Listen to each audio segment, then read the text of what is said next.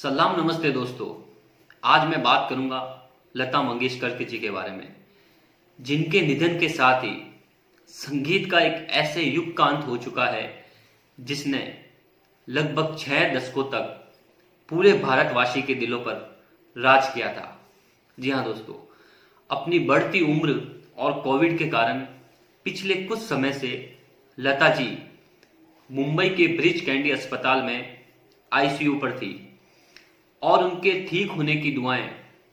पूरे देश से चारों तरफ से की जा रही थी। फिर भी आज उन सभी दुआओं का अंत होने के साथ ही लता जी का भी निधन हो गया। मैं बात करूंगा लता जी के जीवन के कुछ ऐसे पलों के बारे में जो उनके जीवन को दूसरों के लिए प्रेरणा का स्रोत बनाते हैं। लता जी को बचपन से ही घर के अंदर संगीत और कला का माहौल मिला था, इसलिए उन्होंने लगभग 12 साल की उम्र से ही संगीत सीखना और गीत गाना शुरू कर दिया था। लता जी के पिताजी का भी निधन जब वह 13 साल की थी तभी से हो गया था और इसीलिए परिवार की आर्थिक स्थिति का बोझ भी लता मंगेशकर जी पर ही आ गया था।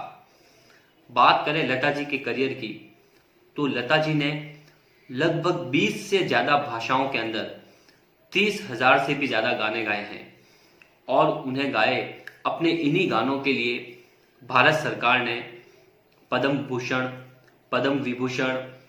भारत रत्न अवार्ड, दादा साहब फाल्के अवार्ड के साथ बहुत सारे अवार्डों से नवाजा गया है। और सिर्फ भारत सरकार ही नहीं, अलग अलग राज्यों की सरकारों ने भी उन्हें अलग अलग अवार्ड से नवाजा गया था। बात करें लता जी के करियर की, तो उन्होंने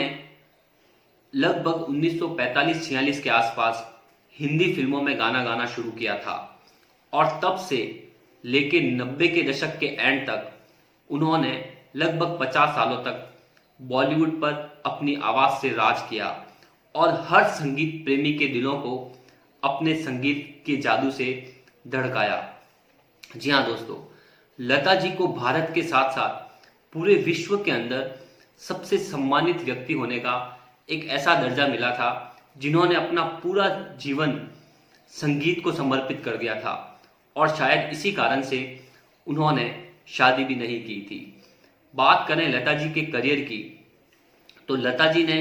लगभग 1950 से लेकर 1990 तक हर छोटे से लेके बड़े संगीतकार और हर छोटे से लेके बड़े कलाकार को अपनी आवाज दी थी।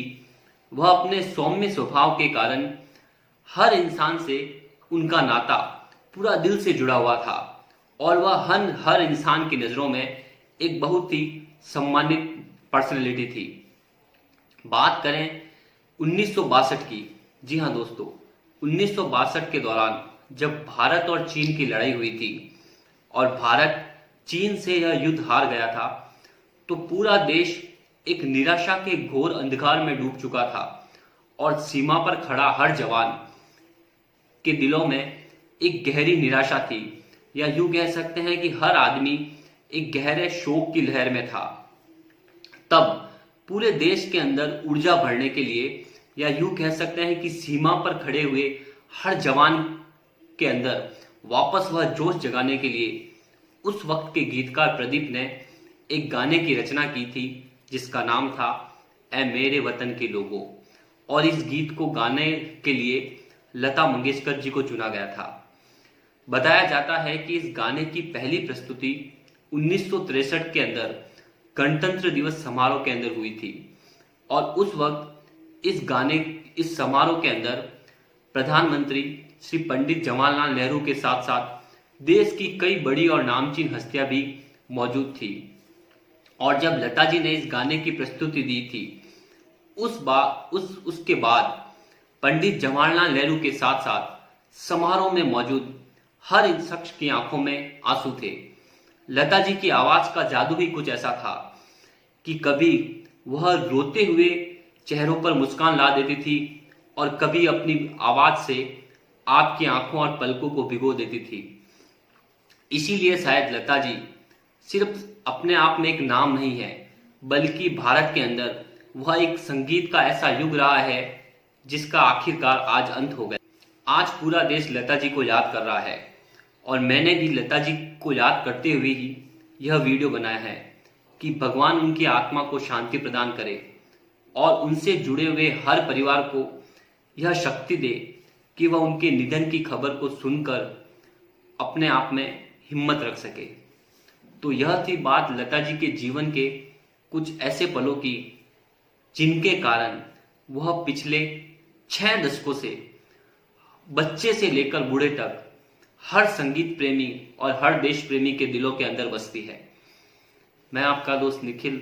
आपके सामने जल्दी मुलाकात करूंगा